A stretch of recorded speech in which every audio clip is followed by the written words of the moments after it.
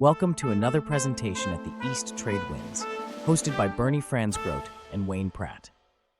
Our guest is Catherine Hurd from Purple Panda Creative Marketing. I work in the marketing space and I do a lot of promotion for social media, things like content writing, blog writing, email marketing, CRM strategy, all of that stuff. That's my passion. It's what I love to do. But the one thing I love more than that is Google. I would like to talk to you today, in particular, the Google Business Profile. So you're all familiar with Google ranking. You can go to Google, put in a search, and it will come up with search results. What you're looking for is your business to come up in Google. So, for example, Patrick comes up in the top 5 in the world on ChatGPT. You want Google to return results like that for you and your business. So if somebody puts in that they're looking for Patrick's company, they want it to come up with his website, LinkedIn, his social media platforms, blog platforms, anywhere that he is referenced. But you want that to come up for you in your industry, for your business.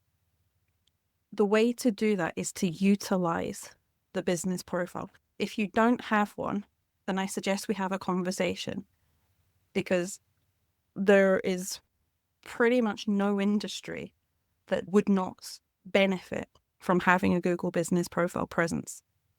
I would recommend that we have a conversation, not that I'm looking to bill you for it, but I would like to be able to kind of give you the opportunity to understand more about the Google Business Profile. But because some people know about it, what I want to talk about is the importance of using it. Once you've got it, actually using it. One of the biggest challenges with Google is people forget about it. Everybody realizes that they're listed on Google.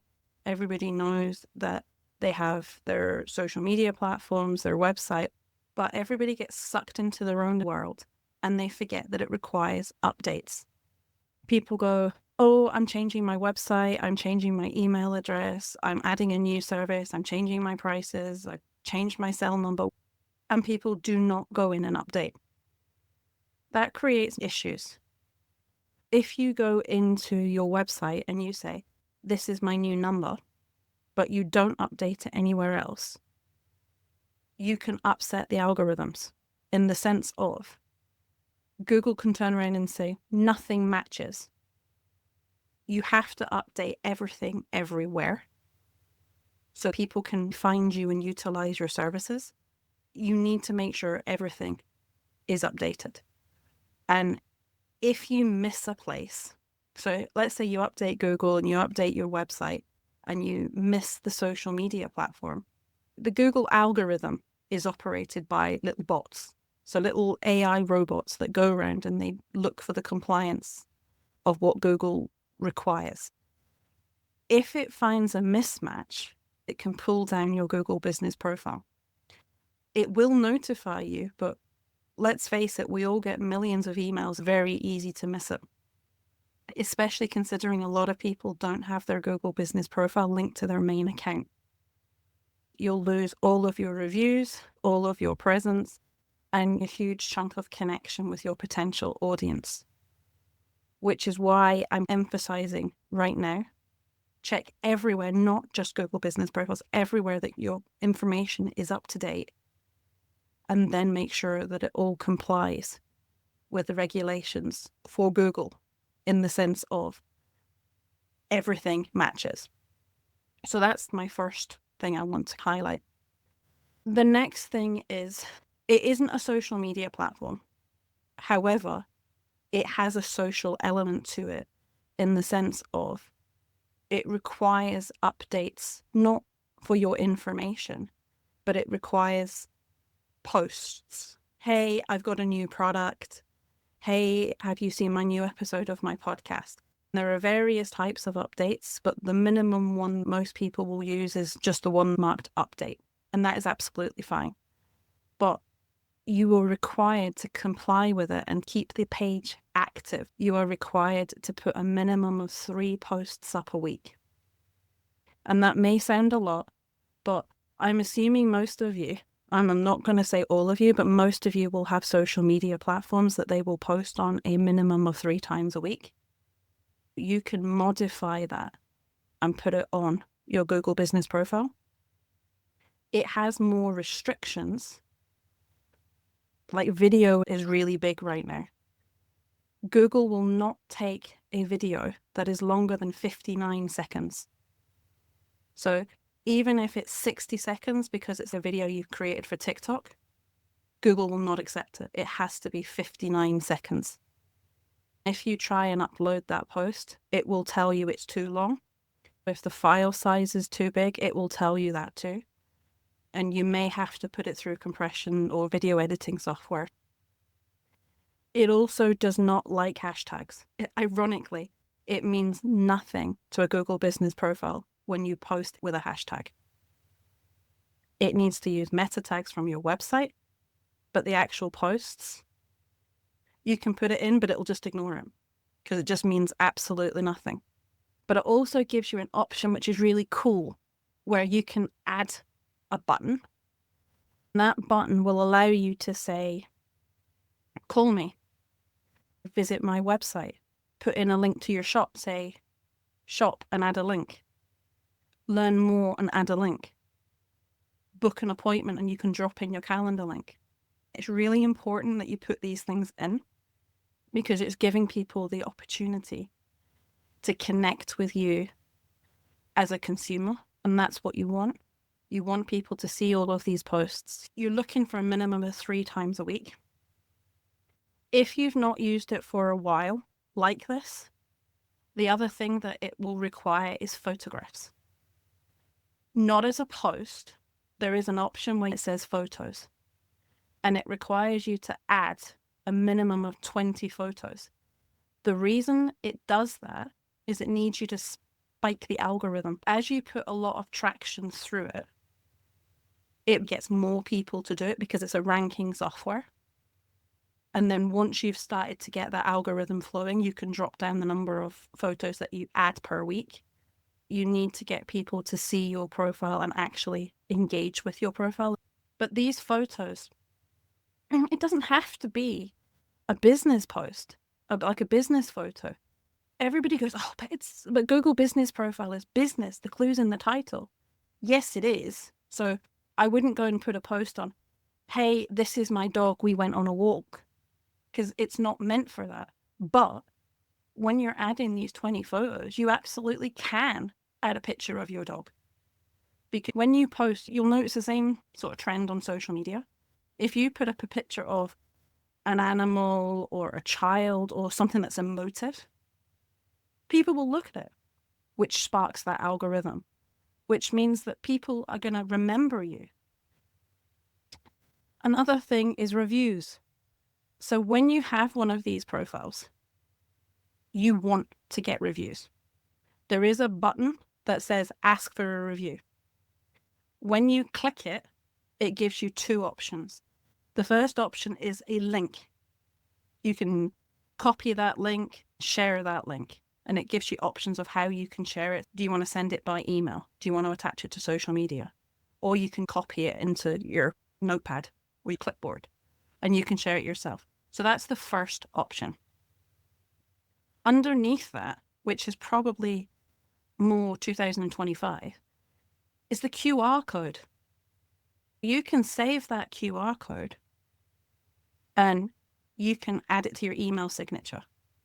You can put it on any post on either, you maybe probably wouldn't want to do it on your Google business profile, but you could then add it to a post that you put on your social media. You can add it to your website because it's just a QR code.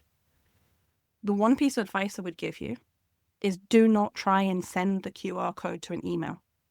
It only sends the link. It doesn't send the QR code. You need to right click it and save it as a picture, just like if it was an image. Another thing is, if this is a lot of work for you in doing all the regular posts and adding all the content, you might want to hire somebody to do that. But what I want to emphasize is the difference with roles. So there are 3 types of roles that belong to a Google business profile. The first one is primary owner. The primary owner should always be you. That is the person that owns the profile, the person that can choose who's allowed in their profile, that can contact to fix it if there's a problem. So do not ever give anybody else all of the permission of being the primary owner, because they could decide they don't like you and remove you from your own Google business profile, which means you've lost all of that content. The second role is owner, and the third role is manager. There are two distinct differences between an owner and a manager. Now, an owner is obviously one below primary owner, but an owner is somebody who you want to receive all Google notifications and interact with Google on your behalf. It is more common than you probably realize for these Google bots to decide they don't like something. And if they don't like something, they tend to opt for suspension. If you have an owner, because let's say you don't speak Google, so to speak, an owner may be the person that would contact Google on your behalf. You need to be able to make sure that they have that role of owner so they can interact with Google on your behalf because you've given them permission to do that. It means that they can also modify the account to do any updates that are required. It also means that if a testimonial comes in, they receive an email. That's perfect, because depending on how you run your company, it may be you or it may be the person you've hired that deals with testimonials. So Google have a policy whereby if you respond to a testimonial within 24 hours, it fixes issues with ranking. It ranks you way higher because you've acknowledged that testimonial within 24 hours. So if you are having somebody who is dealing with all the postings and acknowledging on your behalf, they need that owner rating. If you want somebody who is not going to do anything other than post, so they can't talk to Google on your behalf, and they can't receive the emails about changing the opening hours during holidays, and that you don't want them notified of testimonials because that's not their role, then they get the manager role. It's important that you know the difference, because you don't want to keep going in and out of the profile to keep going, oh, well, who's got permissions to do what? Google business profiles are super important. I would recommend that every business owner has up to date and utilizes to its maximum capacity. I would love to have a conversation with anybody. I'm not trying to sell you. I absolutely could do all of this for you, but that's not what I'm trying to do. I would love to have a conversation with anybody who would like some support, would like to learn some additional information, would like to find out more about how they can maximize how to use it. And it's completely free conversation. You can reach out to me on LinkedIn. Unlock the full potential of networking with East Trade Winds. Are you eager to connect with our esteemed guest speaker and delve deeper into the ever-expanding universe of connections? Simply scan the QR code now and embark on a journey of endless opportunities. Join us at East Trade Winds, where we gather online via Zoom every Tuesday from 8 to 9 a.m. Eastern Standard Time. Whether you're a seasoned professional or just starting out, you're welcome to connect with us. Seize the moment, register for free, and start exploring today. Fancy sharing your insights as a guest speaker? We're looking for you. Reach out to Wayne Pratt to ignite your speaking journey. Email him at wayne@motivateyou.ca or connect with Wayne on LinkedIn. Don't wait, take action, and be a part of a global community that's shaping the future of business networking.